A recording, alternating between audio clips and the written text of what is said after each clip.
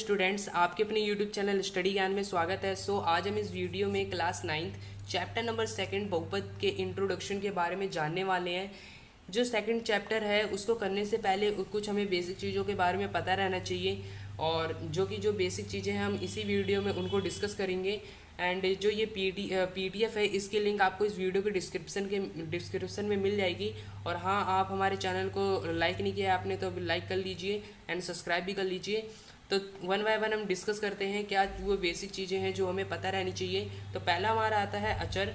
अचर जो है उसे हम बोलते हैं कांस्टेंट, ठीक है। और जो कांस्टेंट होता है वो मैथमेटिक्स के अंदर जाना जाता है कि वो चेंजेबल नहीं होता, वो चेंज नहीं किया जा सकता। जैसे 2 हो गया, 4 हो गया, 5 हो गया, ये सब क्या है, एक तरह से ये मान लो ना, ये काउंटिंग है। जो काउंटिंग होती है ना 1 2 3 4 5 6 7 8 9 10 मतलब चलती रहेगी सॉन, ठीक है। तो उसको हम क्या बोलते हैं, अचर बोलते हैं। क्या बोलते हैं, अचर।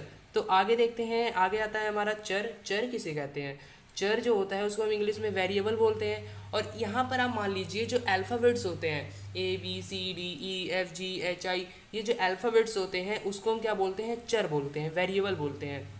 आगे फिर हमारा आता है गुणांक, जिसको हम बोलते हैं कोफिशिएंट। और कोफिशिएंट यहाँ पर आपको समझने लायक है, क्योंकि कोफिशिएंट से रिलेटेड आपके क्वेश्चंस जो हैं वो आपको मिलेंगे आई थिंक एक्सरसाइज 2.1 में। और यहाँ पर पहले हम यही एग्जांपल देख लेते हैं। 3x मैंने बोल दिया कि x का कोफिशिएंट क्या है, गुणांक क्या है। कोफिशिएंट गुणांक, गुना, देखो यहाँ से पता करो, गुना मतलब कि x का कोफिशिएंट क्या है, मतलब कि x के साथ कौन सा गुना हो रहा है। तो 3 हो रहा है, तो आपको सीधा सिंपल आपका आंसर हो जाएगा 3। अब मैंने लिख दिया 4x², तो यहाँ पर मैं बोलूँगा x² का कोफिशिएंट क्या है, तो आप बोलोगे 4। अब मैंने यहाँ पर लिखा हुआ है 5z, ठीक है, तो मैं बोल दूंगा z का कोफिशिएंट क्या है, तो आप बोलोगे 5। तो बिल्कुल सिंपल, बहुत सिंपल से हो गया ना, ठीक है। आगे देखते हैं, आगे हमारा आता है घात के आधार पर। इसका मतलब हमने घातों के आधार पर बहुपदों को कैसे कैसे डिवाइड कर रखा है।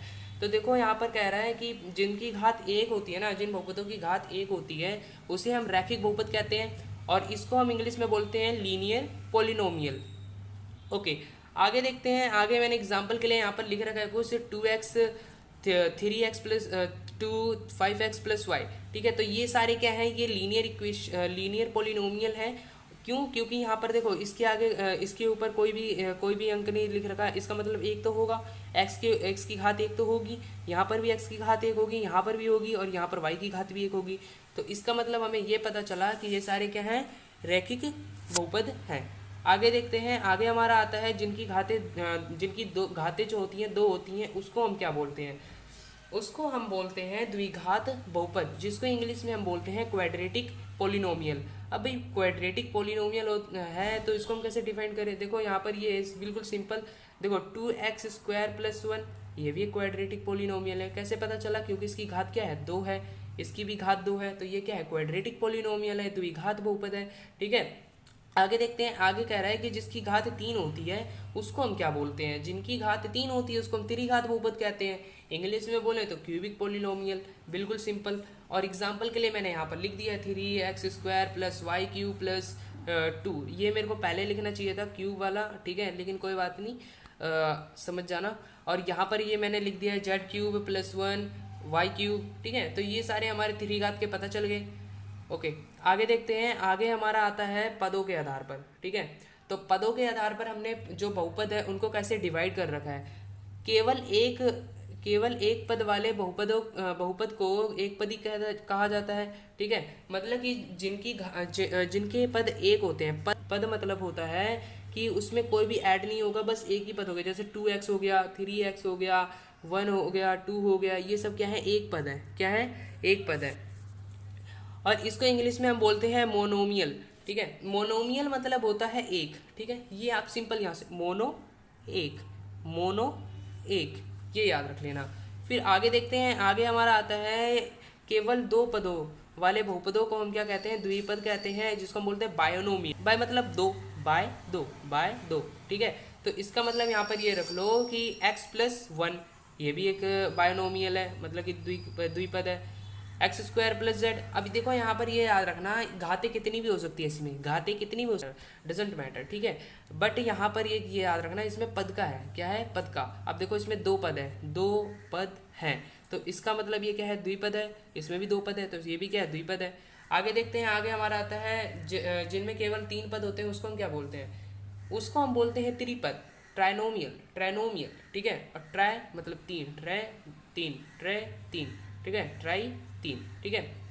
आगे देखते हैं, आगे कह रहा है कि x plus Y plus Z, ये भी एक क्या है, त्रिपद है, और ये भी क्या है, त्रिपद है, क्योंकि इसमें 3 पद है। आगे देखते हैं, आगे हमारा है कुछ आइडेंटिटीज़ हैं जो कि हमें पता रहनी चाहिए, ये आपको लर्न होनी चाहिए, क्योंकि जब तक आप इनको लर्न नहीं करोगे तो आगे की जो एक्सरसाइजेस हैं उसको नहीं कर पाओगे। और ये जो फॉर्मूले हैं, इन आइडेंटिटीज़ हैं, इसको हमने 2-3 ऐसी आइडेंटिटीज़ है जो कि हमने छोटी क्लासेस में भी सीख रखी थी। और ये जो आइडेंटिटीज़ हैं इनको आपको बिल्कुल ही, जैसे बोलते हैं ना, घोल घाल के पी जाओ, वैसी बिल्कुल घोल घाल के पी जाना है, इसको याद कर लेना है बिल्कुल।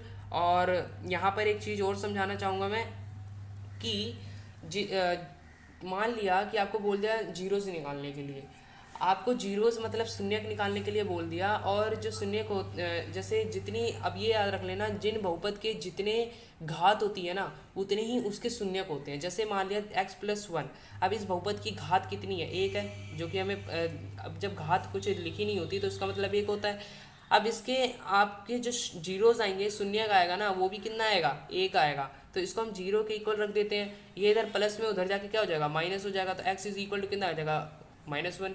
तो ये क्या निकल गया आपका, एक शून्य का निकल गया, तो इसका एक ही शून्य निकला। अब एक हम लेते हैं 2 वाला, क्या लेते हैं, 2 वाला, भाई जिसके 2 होते हैं, तो एक ले लेते हैं हम x² और -2, ठीक है। अब देखो यहाँ पर x की घात कितनी है, 2 है, तो इसके मतलब इसके जो शून्य है वो भी कितने निकलेंगे, 2 निकलेंगे, तो इसको मैं जीरो के इक्वल लिख देता हूँ, ठीक है। अब ये क्या हो गया, -2 है, उधर जाके क्या हो जाएगा, प्लस का हो जाएगा, तो x² इज इक्वल टू 2। अब ये इधर स्क्वायर है, उधर जाके क्या लग जाएगा, रूट लग जाएगा, तो x इज इक्वल टू क्या हो जाएगा, √2।